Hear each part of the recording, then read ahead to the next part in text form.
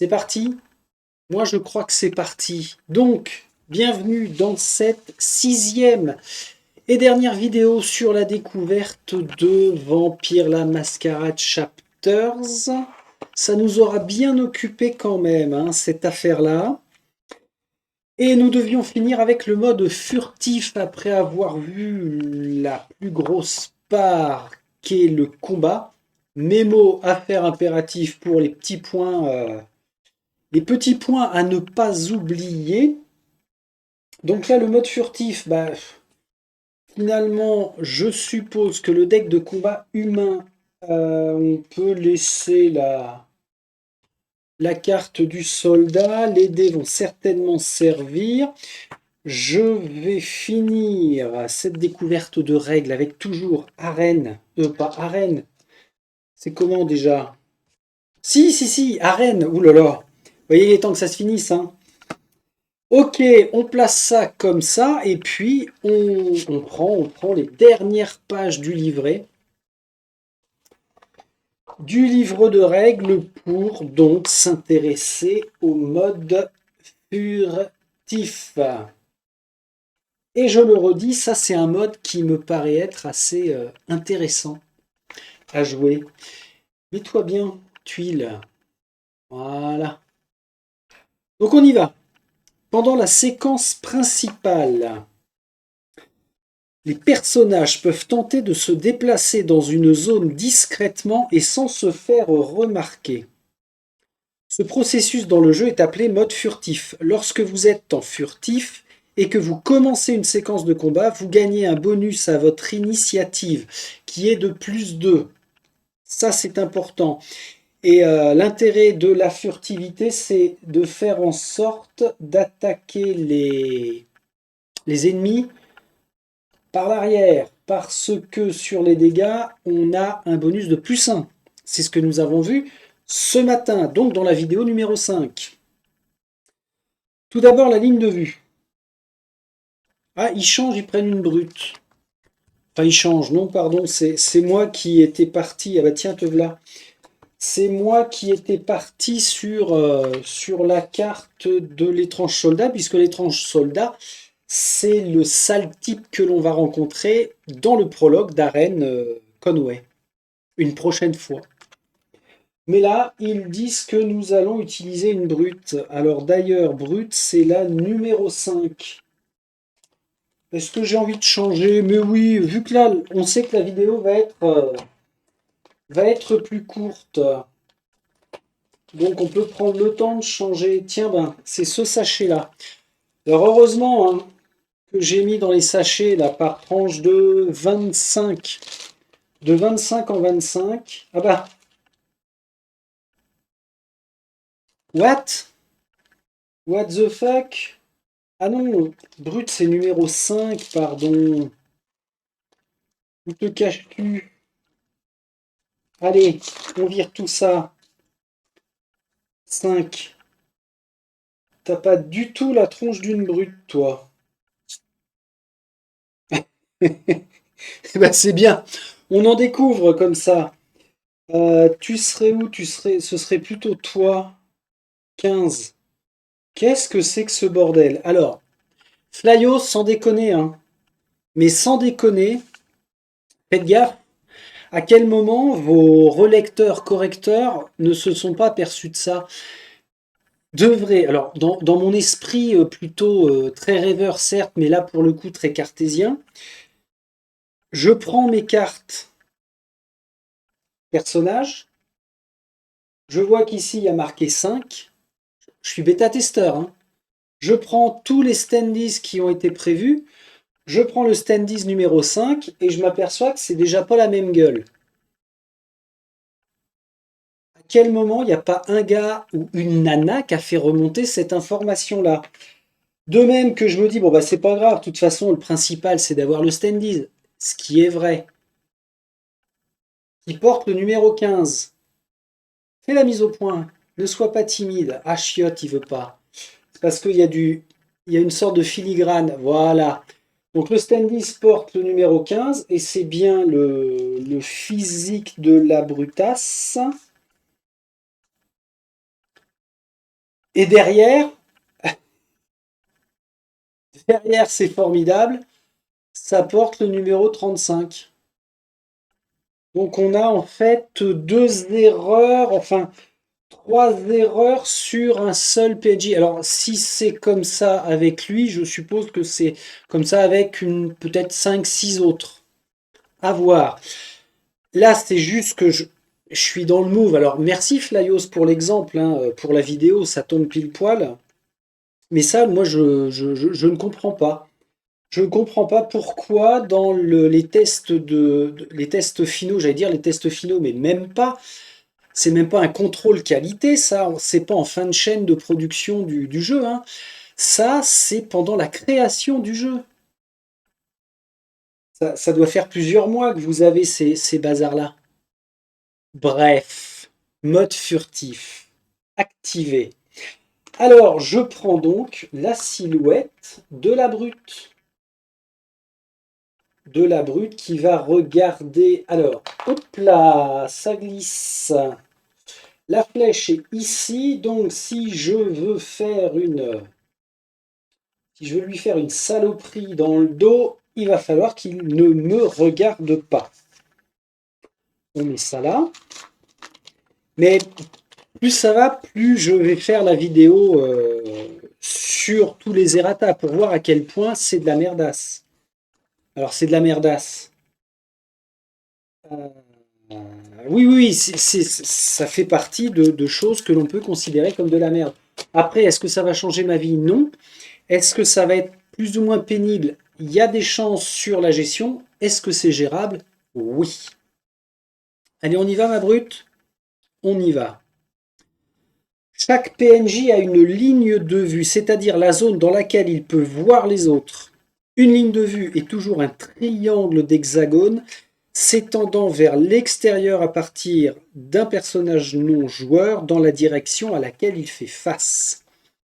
La valeur de la ligne de vue est déterminée sur son profil. Et par défaut, si on a des PNJ sur la carte qui ne possèdent pas de carte profil, par défaut, la ligne de vue est de 3. Et là, ça tombe bien puisque notre brute a une ligne de vue de 3. Il est flippant, hein, avec ses yeux écarquillés là. La drogue, c'est moche. Donc, Arène est là derrière, à quelques mètres de lui. La ligne de vue ne traverse ni les murs, ni les personnages ou les PNJ. De même que l'on se rappelle, la ligne de vue ne traverse pas les terrains difficiles. La direction vers laquelle un personnage est tourné est indiquée par la flèche sur son socle, ça c'est fait. En plus de ce triangle, la ligne de vue s'étend à chaque hexagone adjacent autour de lui. Ah ok, il n'y a que, pour reprendre le terme très bien choisi dans Dungeon Saga, l'arc arrière. Donc en fait, il n'y aurait que ces deux hexagones-là qui ne sont pas pris en compte dans la ligne de vue.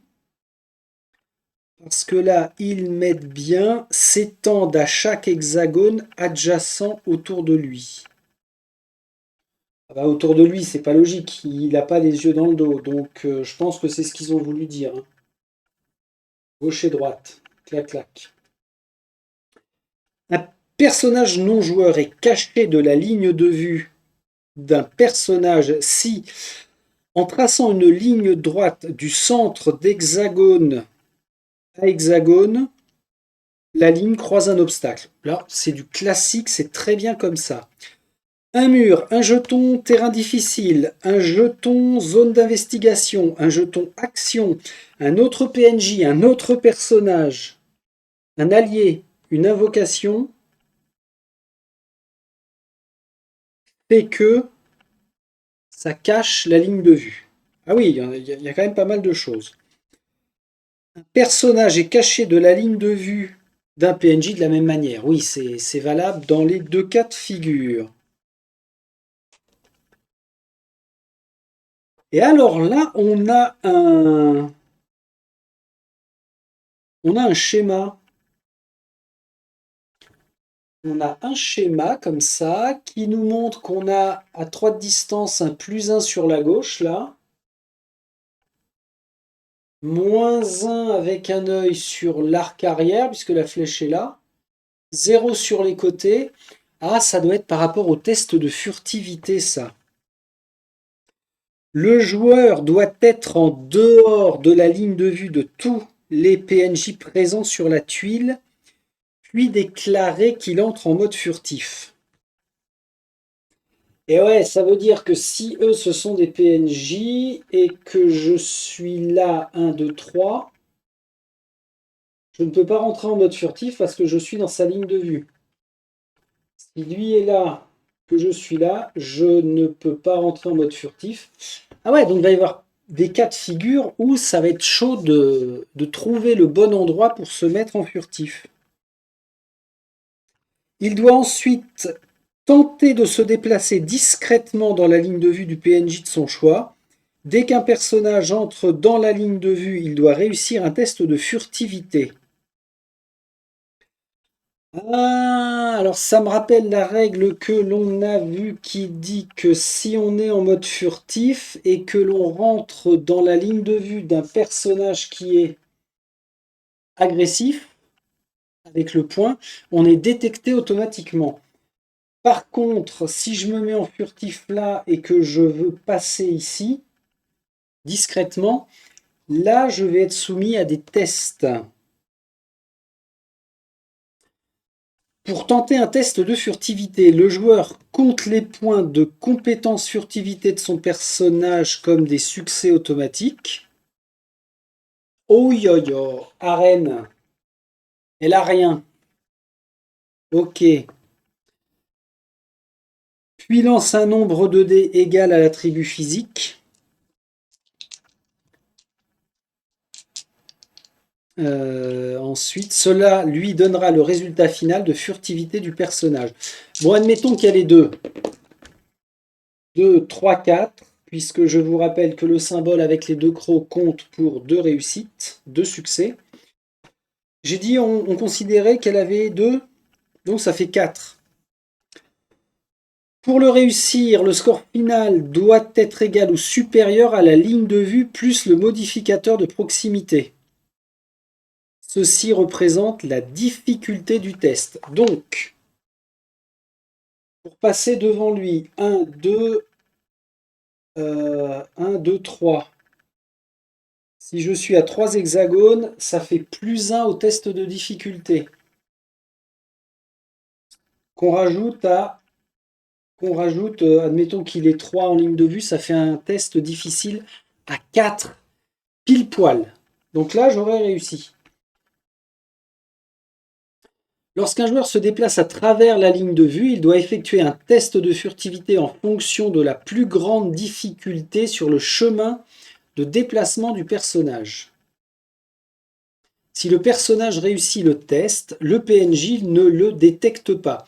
Si le personnage échoue le test de furtivité, le PNJ détecte le personnage. Alors, s'il a une carte profil avec une attitude agressive, le combat commence. Ah oui, pardon, l'attitude agressive, c'est pas qu'il le détecte automatiquement, c'est que si on est détecté, il y a un combat automatique.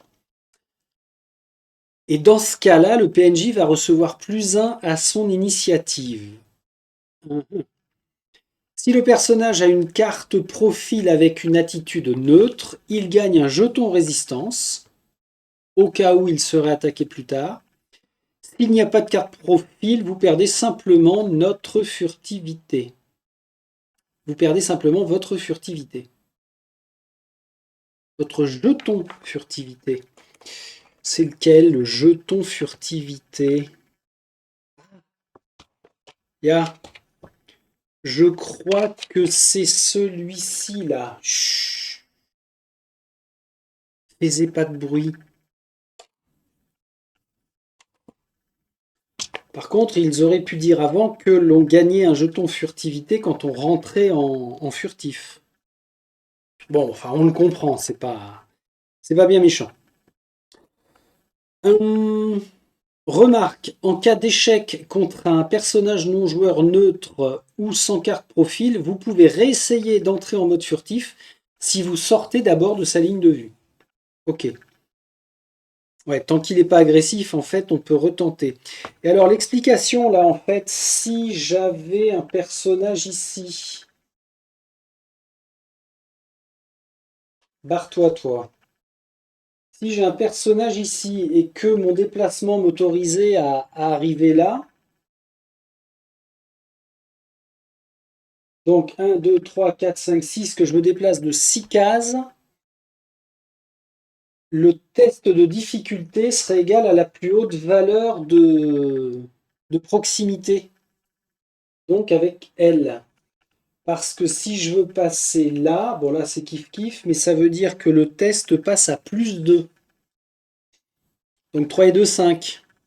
3 de lignes de vue de base, plus 2 de difficulté. Ok. Et alors on peut tenter un test, c'est pas très logique, hein, mais enfin bon. On peut tenter un test de furtivité en passant vraiment devant lui.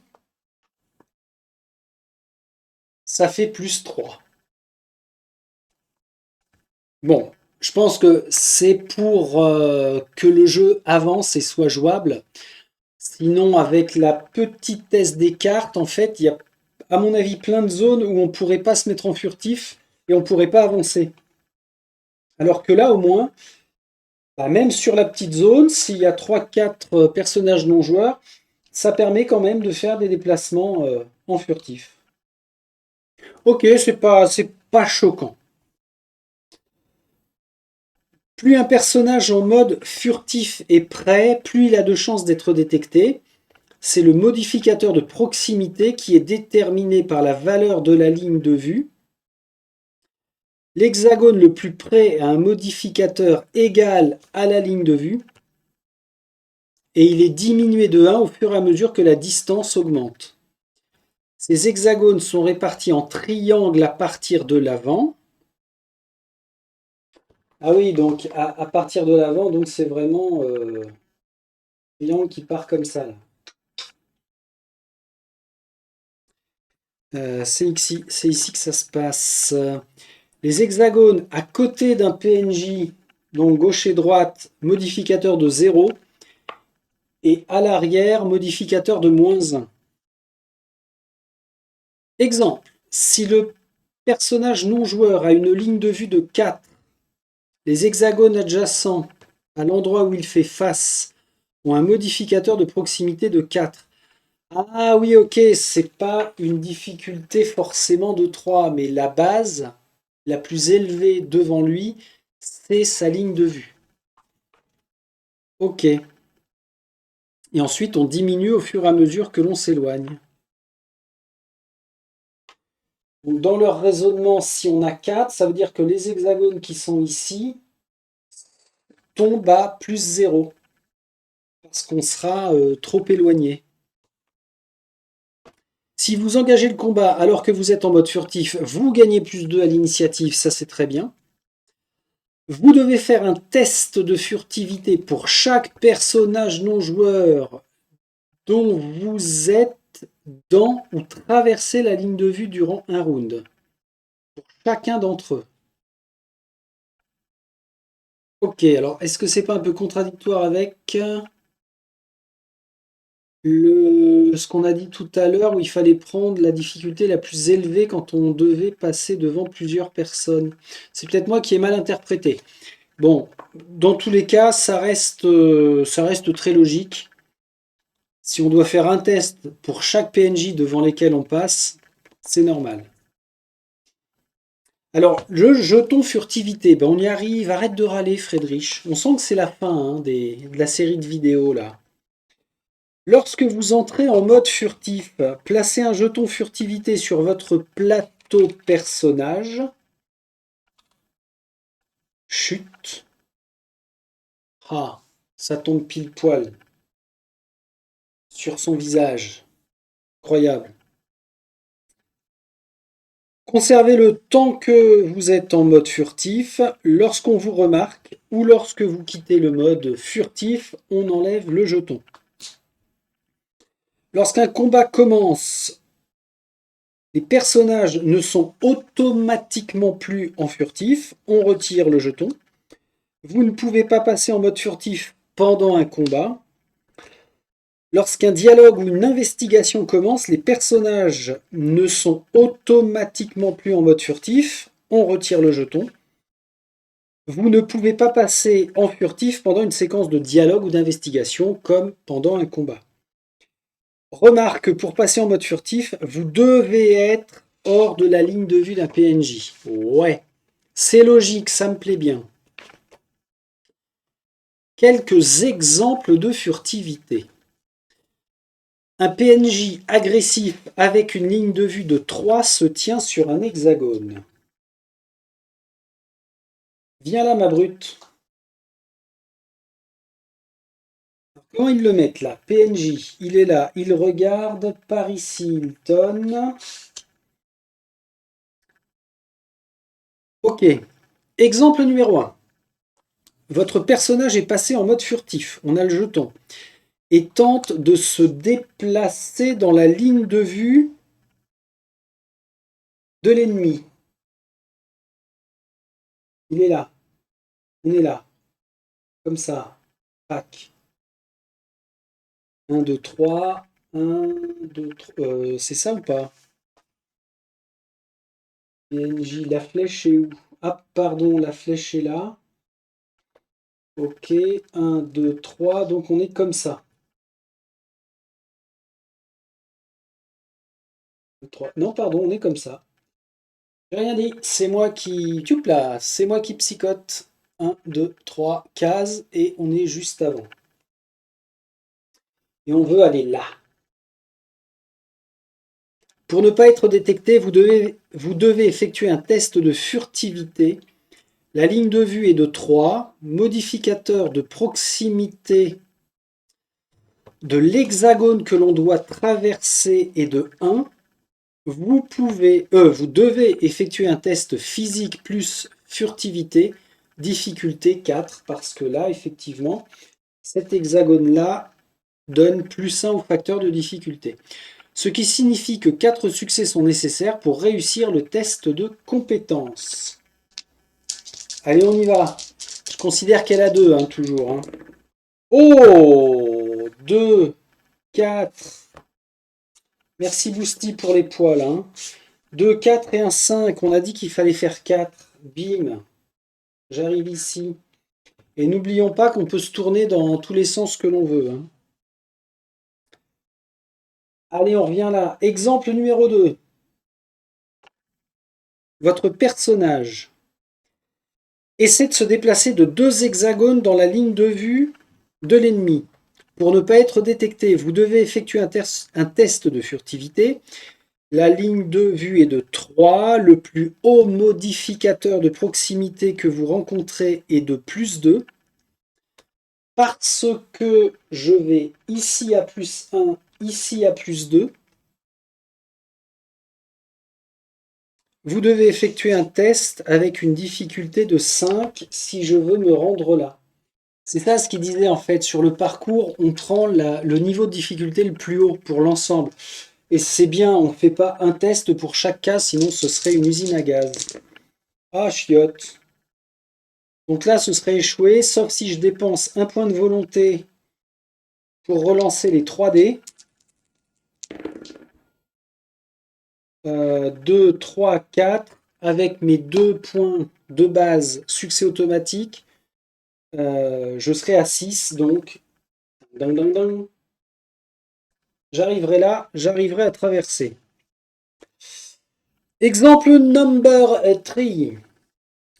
Alors, on est où? On se remette bien. Est-ce que là, ça te plaît? Oui. Votre personnage a réussi son test de furtivité précédent et s'est arrêté dans la ligne de vue. Vous décidez de sortir de la ligne de vue du PNJ en traversant les 2 hexagones au plus près pour se rendre ici. Donc, on traverse celui-là et celui-là. Pour ne pas être détecté, on doit faire un test de furtivité avec modificateur de plus 3. Ça veut dire qu'on passe à une difficulté de 6. Marc, il pourrait somnoler, hein, le garde, là, c'est pas déconnant non plus. Ou alors, je sais pas, être occupé au téléphone, sur sa tablette, enfin. On peut inventer toutes les... Bon, là, ce serait foiré. Je pourrais dépenser un point de volonté pour relancer celui-là. Ce serait encore foiré. C'est chaud, hein. Un personnage qui est nul en furtivité, franchement, ça va être super chaud patate. Non, tout va bien, ça n'est rien. D'ailleurs, en le disant, Samuel Armstrong, furtivité nulle. Ici, pardon. Nul de nul.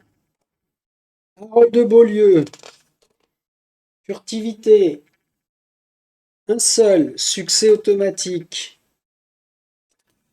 Oh, Jadeline, que je suis déçu. Zéro en furtivité, rien. Alors, n'oubliez pas, hein, ça ne veut pas dire que vous ne pouvez pas faire le test. C'est juste qu'il n'y a pas de succès automatique. Samuel, on l'a vu, on a dit. Ah ouais, je les ai pas triés. Jade. Nico. Eh, c'est pas terrible, hein. Elle a qu'un en furtivité. Nico. Donc là, on en a fait 4. Luciana. Ah, un petit peu mieux avec Luciana, elle a 2. Et 2 en physique.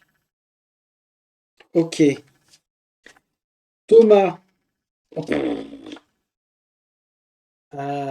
Thomas, rien. Gabe, c'est le personnage à créer, c'est les feuilles vierges. Je crois qu'il m'en manque un. Arène, on a vu qu'elle avait rien. Il n'y en a pas un autre. Harold, on l'a vu. Bon, bah, vous voyez, sur les 8, on est deux, à moins que j'en ai oublié un, mais on est deux à avoir seulement 1 ou 2 points en furtivité. On peut dépenser des points d'expérience pour remédier à ça. Sur toute la campagne, je pense que c'est pas déconnant.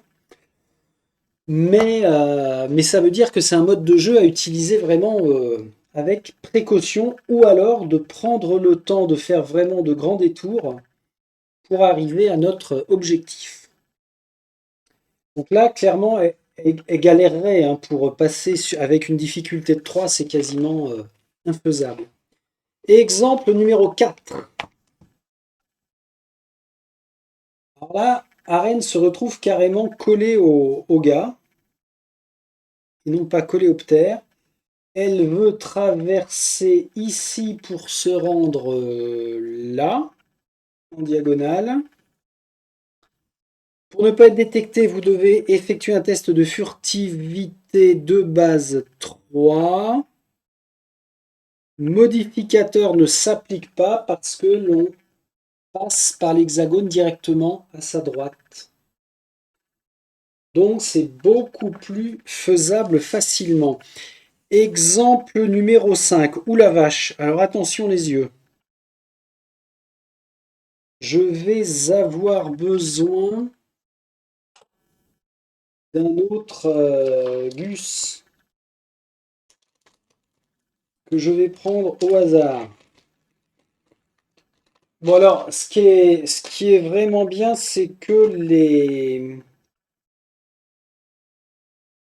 Ah oui, mais il faut un socle avec la flèche. Alors, comment vous nous mettez ça? Lui, on va le rapprocher là. On est considéré comme étant ici. Et lui, là, il est quelque part par là.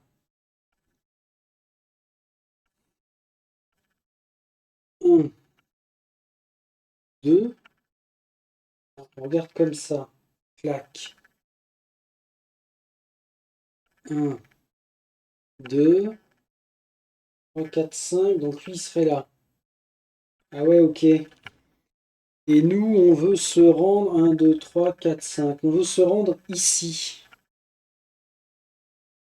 Donc une belle ligne droite, à part que on a 2 PNJ. Donc, votre personnage se déplace dans la ligne de vue de 2 PNJ. Pour ne pas être détecté, vous devez effectuer 2 tests de furtivité. Un pour chacun d'entre eux. Les deux ont une ligne de vue égale à 3. Alors lui, pardon, il est tourné dans l'autre sens. Ce qui va rendre les tests beaucoup plus durs. Ah bah tiens, c'est parfait ça. Facteur de difficulté pour cette case-là, c'est 2 par rapport à lui. Difficulté du test pour cette case-là, c'est 3. On soustrait 1 pour l'hexagone qui est éloigné. Ici, pas de test puisque les deux sont hors... cet hexagone-là est hors de leur champ de vision. 1, 2, 3.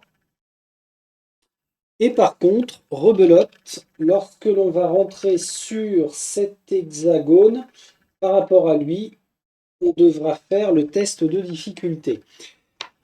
Après, ce qu'il nous explique, c'est que pour le premier PNJ, on est obligé de prendre la plus haute valeur du test. Enfin, la plus haute valeur pour la difficulté du test, donc 3 et 2, 5, pour traverser celui-là. Et ensuite, pour celui-ci, eh bien, ce sera un test difficulté 4, 3 et 1, 4. Et on arrivera à destination. C'est faisable. Ça peut être chaud, mais c'est faisable.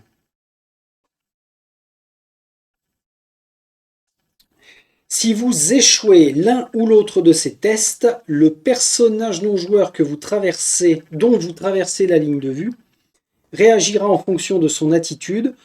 Combat s'il est agressif, avec +1 l'initiative. PNJ neutre gagnera un jeton de résistance de +1, mais ne commencera pas le combat lui-même. Remarque, complétez votre déplacement avant le début du combat si vous êtes vu. Ah oui, d'accord.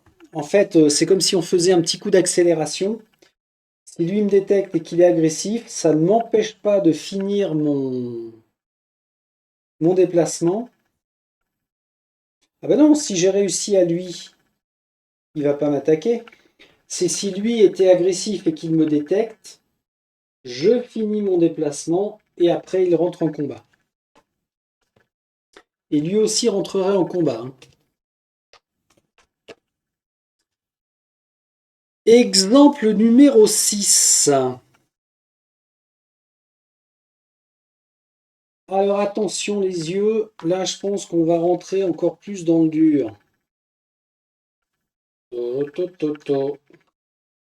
1, 2, 3, 4, 5, 6.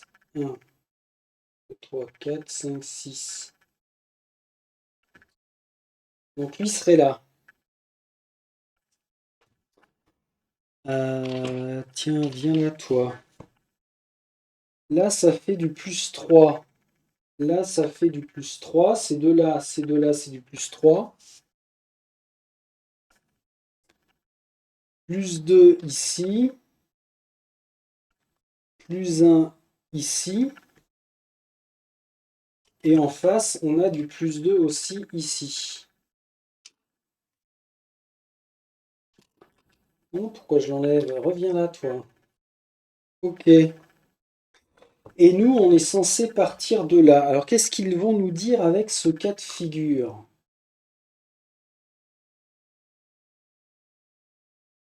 Qu'est-ce qu'il y a qui vous plaît pas?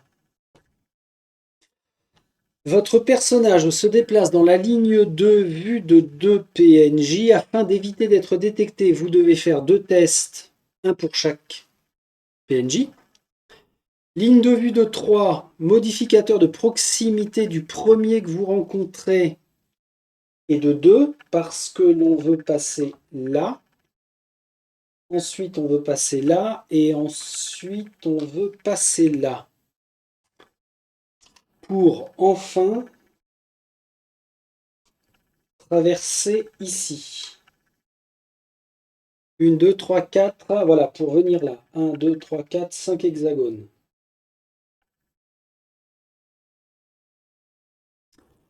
Vous devez donc faire un test de furtivité difficulté 5.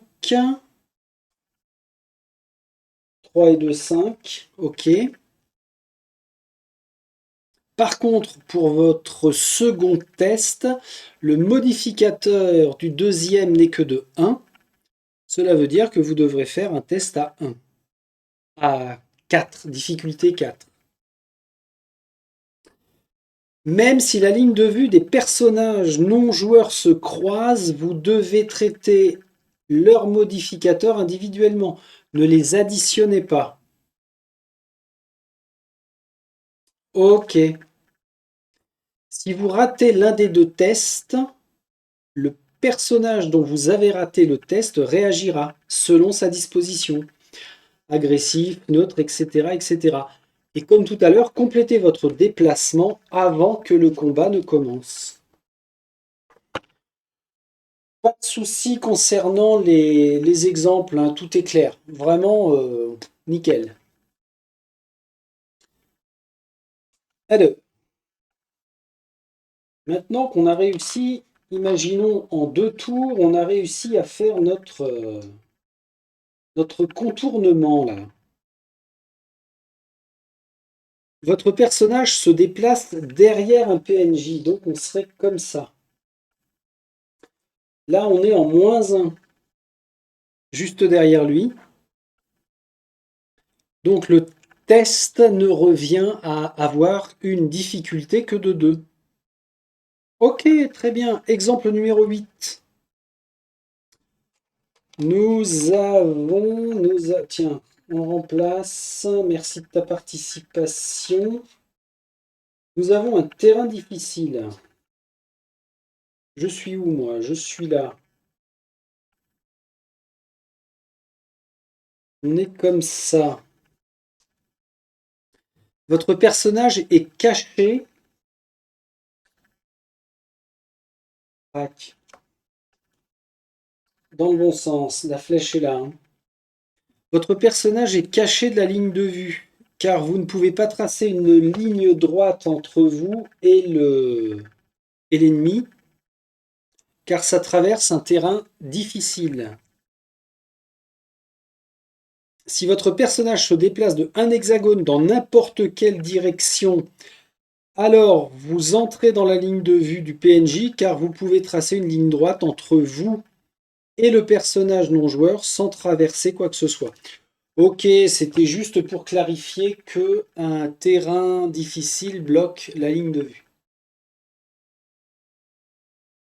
Donc là, oui, il n'y a pas de modificateur à appliquer ici.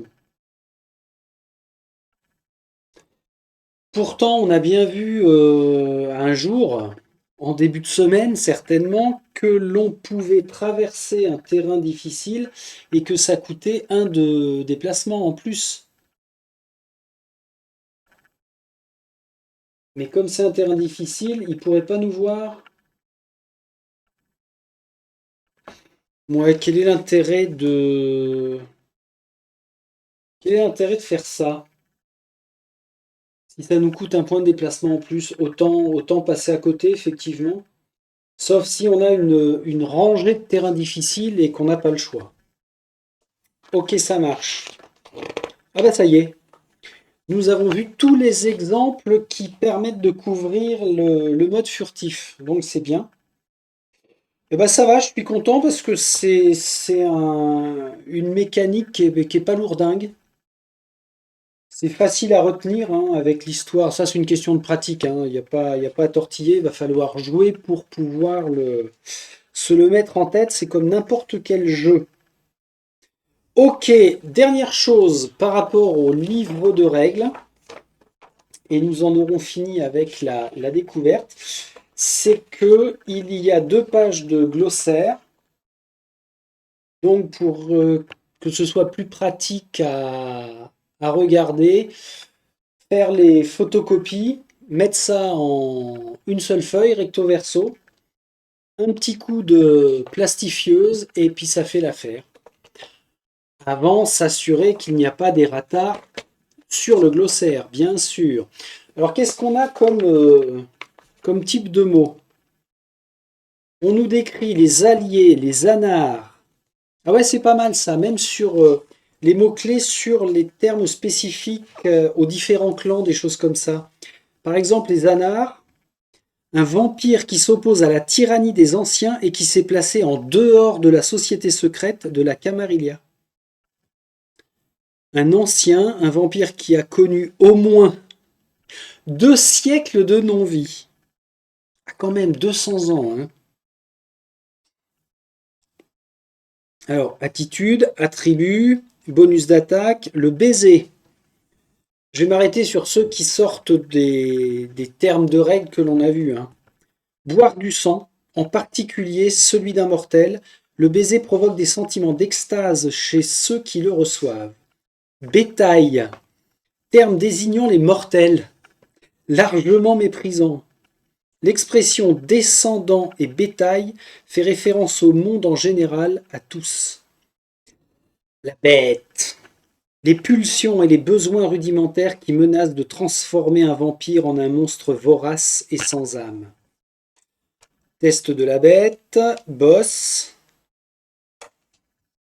phase de boss, bras d'arriement. Ah, tiens, ça ce sont des choses que l'on peut invoquer là, on a vu ça ce matin.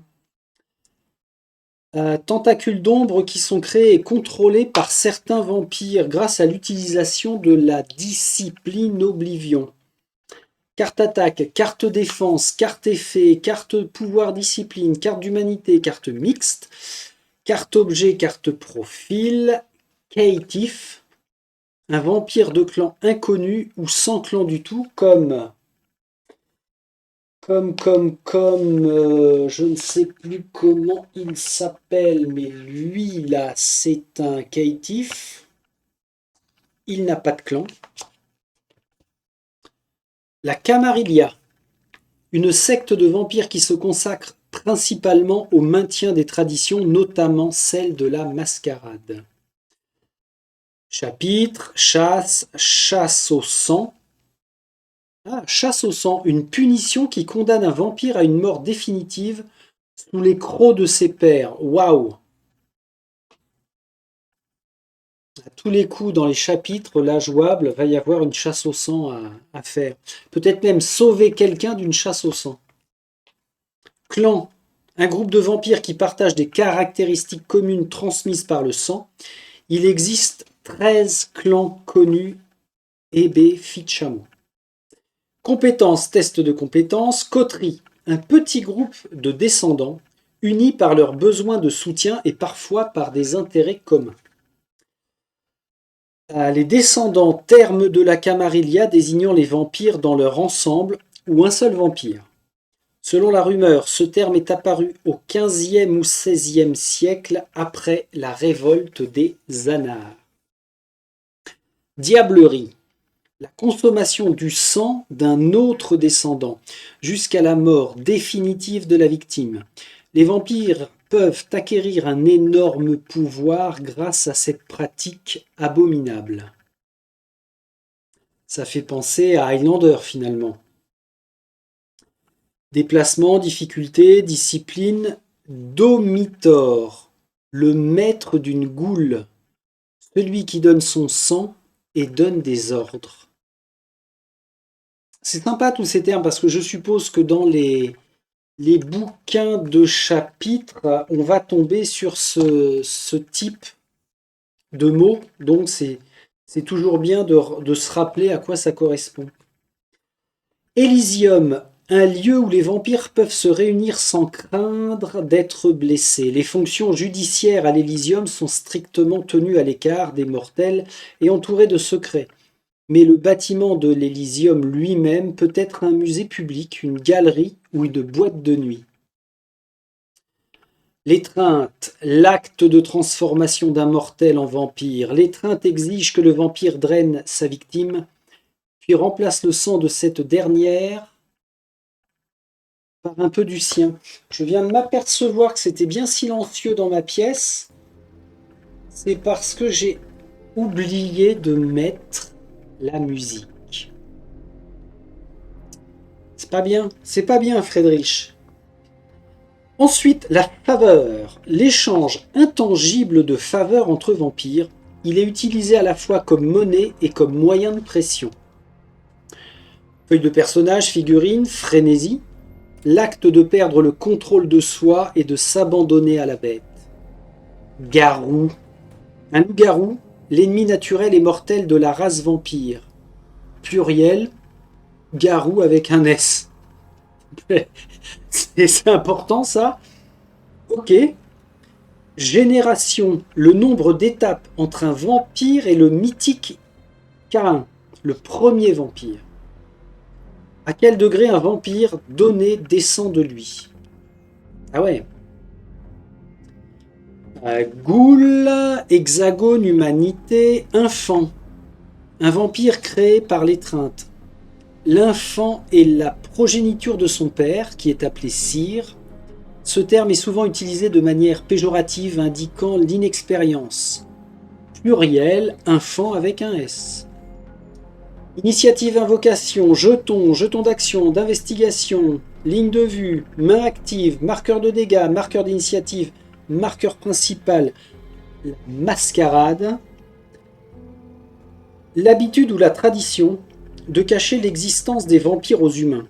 Conçue pour protéger les vampires de la destruction par l'homme, la mascarade a été adoptée après que l'Inquisition ait fait de nombreux morts parmi les descendants. Mort définitive, lorsqu'un vampire cesse d'exister, franchissant la limite entre l'état de non-vivant, de non-mort, et la vraie mort. Nouveau-né, un jeune descendant récemment étreint, mais plus qu'un novice. Pion, plateau de personnage, PNJ, PNJ 3, prince. Un vampire qui a revendiqué une étendue de domaine comme sienne, généralement une ville, et qui soutient cette revendication contre tous les autres. Le terme peut faire référence à un descendant de n'importe quel sexe. Point d'expérience, puissance de sang, réparer les dégâts. C'est ce que je disais ce matin, réparer les dégâts. L'acte d'utiliser le sang vampirique pour réparer les blessures infligées à un vampire, c'est du soin. Refuge, la maison ou la base d'un vampire où il trouve un refuge loin du soleil. Résistance, sabbat. Une secte de vampires qui rejettent l'humanité, embrassant leur nature de monstre. Il serait actuellement impliqué dans la guerre de Gehenna, ayant quitté ou été chassés de leur possession à l'ouest. Le sang clair.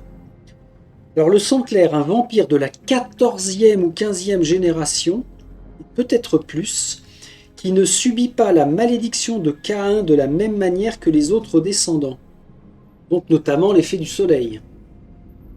Utiliser le sang, seconde inquisition, nom collectif parmi les vampires pour les récents efforts coordonnés des agences de renseignement pour combattre les descendants, comme s'il s'agissait d'une menace terroriste.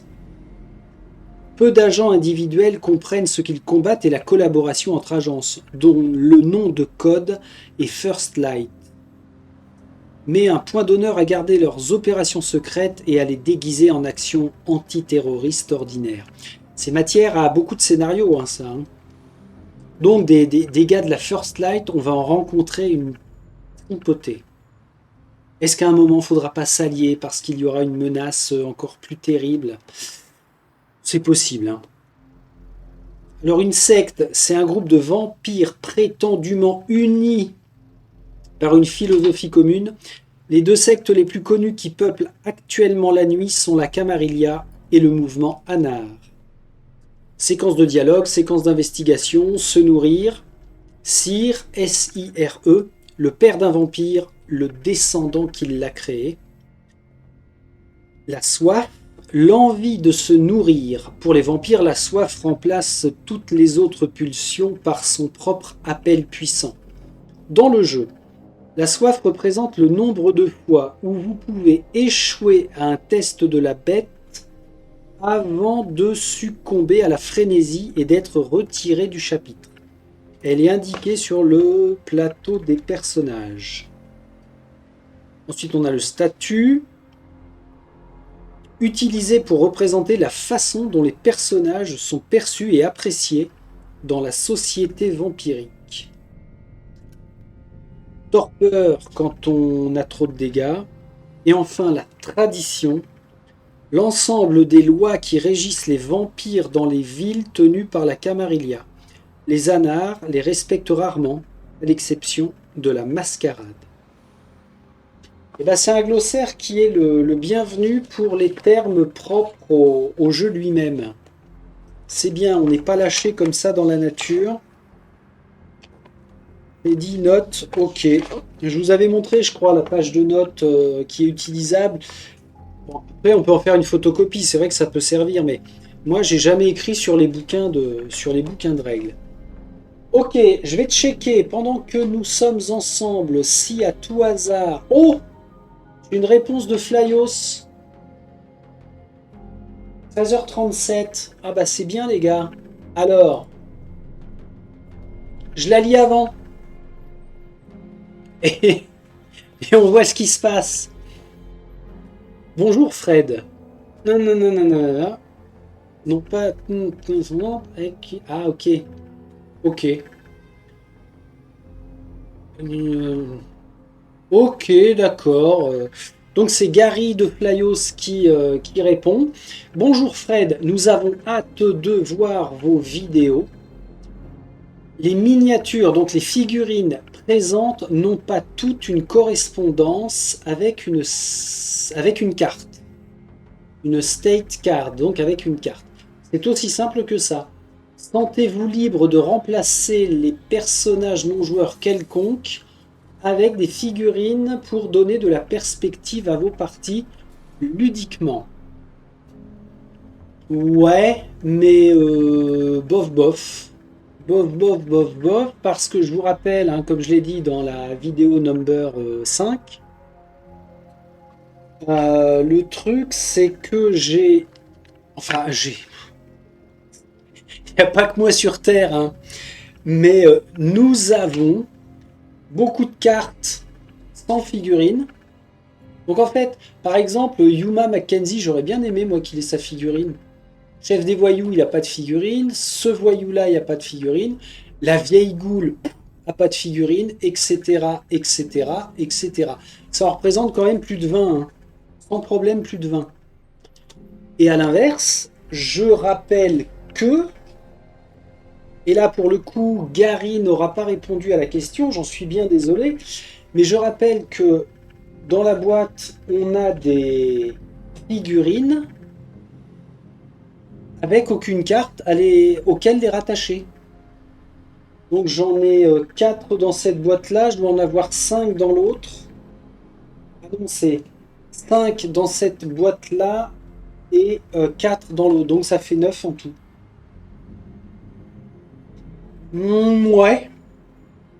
Ouais. Alors, c'est bien gentil de dire faites-vous plaisir, c'est aussi simple que ça. Sentez-vous libre de remplacer les personnages non joueurs quelconques par d'autres figurines pour donner de la perspective. Enfin, je vais pas mettre des, je sais pas, des figurines de Dungeon Saga ou des choses comme ça.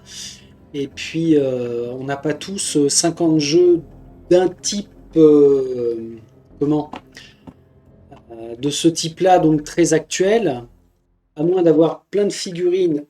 Si on a le jeu de rôle Vampire la Mascarade, ce qui n'est pas mon cas. Bon, au moins on a la réponse. J'évoquais le fait que Flyos Games soit quand même très réactif. Aucun souci là-dessus. Hein. À chaque fois, ils ont été réactifs. Après, le contenu des réponses, malheureusement, ne fera pas forcément notre affaire. Donc, ça, c'est à mettre dans les moins quand même de la production. Hein. Parce que quoi? Le mort-vivant géant, là. Mis à part le Standees numéro 32, pour peu que ce soit bien le numéro 32, on n'aura pas sa figurine. Alors après, qui a dit, au moment du déballage, me semble-t-il, Qui a dit que ça ne le gênait pas de jouer avec des standees quand il n'y avait pas de figurines, notamment avec Gloomhaven pour tous les ennemis? C'est moi. Oui, c'est moi. Donc, on a quand même la tripotée de standees. Et j'ai encore 2 sachets hein, qui sont remplis. Donc sur le plateau, ce ne sera pas des petits pions, quoi. On aura au moins les standees. Mais par contre, la logique de Flyos est pas logique pour le coup. Pourquoi avoir proposé une boîte de personnages exclusifs et une boîte de personnages non joueurs alors que finalement on va les utiliser très peu. Alors, dernière réflexion par rapport à ça, je me suis dit comment est-ce qu'on va se rappeler que la carte Alex Simard, on peut le rapprocher de cette figurine-là. Comme elle n'est pas peinte, forcément il y a un reflet de dégueulasse. Et ben, je vais simplement les sliver et puis je mettrai une pastille, vous savez les petites gommettes toutes rondes là qui sont vraiment relativement discrètes. Il y a au moins 5-6 couleurs différentes. Donc je mettrai une pastille, comme ça en les prenant, visuellement on dira ah ouais tiens, j'ai la figurine de celui-là. Et ben c'est bouclé. C'est bouclé, ça y est, on a fait le tour de cette découverte. Donc c'était vraiment très très très plaisant à faire, moins chiant pour moi parce que au moins ça me permet d'être beaucoup plus focus sur la lecture, sur la façon de comprendre. Ça permet de se projeter, d'avoir des réflexions en plus et de les partager, donc c'est plutôt bien. Un show comme ça, rien que sur ce que promet le jeu, je maintiens que ça me plaît beaucoup. Je maintiens que je devrais prendre plaisir à le faire jouer à l'animé. Et puis, bah, il va falloir que l'on se retrouve au moins une fois, pour faire le prologue du clan Gangrel avec Aren Conway. Et l'idéal, ça va être de faire les 8 prologues. 1, 2, 3, 4, 5, 6, 7, 8, c'est bien ça. Là, on a les 8 livrets de chaque héros. Et ça a l'air vraiment très bien fait, très par palier, c'est excellent. Bon, ça m'incite à penser que ça vaudra le coup quand même que je fasse un retour une fois que la campagne aura été commencée. Alors je sais pas quand pour le coup, parce que normalement je vais avoir 2 cobayes. Une nièce avec son copain, et je compte bien les faire jouer au moins 5-6 chapitres de la campagne initiale pour voir si vraiment ça leur plaît et puis s'ils veulent après continuer. Donc quand on aura entamé suffisamment de chapitres, ben, je reviendrai vers vous pour faire la vidéo de mon avis. Tout bêtement, ça peut être dans 6 mois, mais c'est pas grave. C'est pas grave du tout. Sinon, en termes de matos, on est plutôt bien. Ça fait plaisir à manipuler tout ça. Il faut que je fasse la petite modif sur les socles. Comme j'avais dit, un coup de sous-couche, un coup de peinture et puis un liseré rouge là pour bien marquer le sens de ligne de vue. Ça va être bien. Je pourrais faire la même chose ici, un coup de bombasse et puis je remets, j'inverse. Je refais la peinture en rouge et je fais un trait noir. Et ça, interrogation, ce sont les socles pour les PNJ que l'on peut mordre pour se nourrir et faire baisser la soif. C'est bien. Vous avez tout retenu. Allez, je vous laisse. C'était excellent à faire. J'espère que vous en aurez appris autant que moi.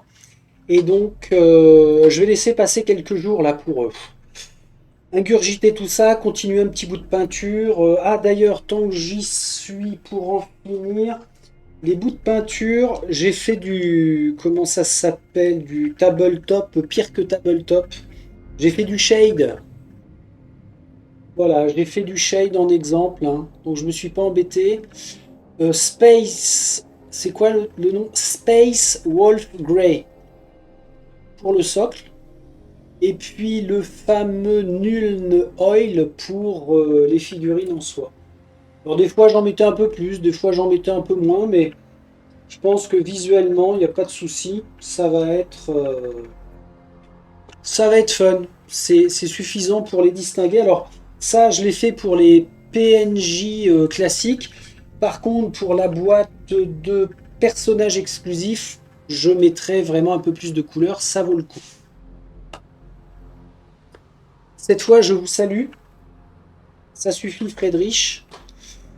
Arrêtez l'enregistrement. Donc à très vite, à la prochaine bande de vampires. Salut, salut.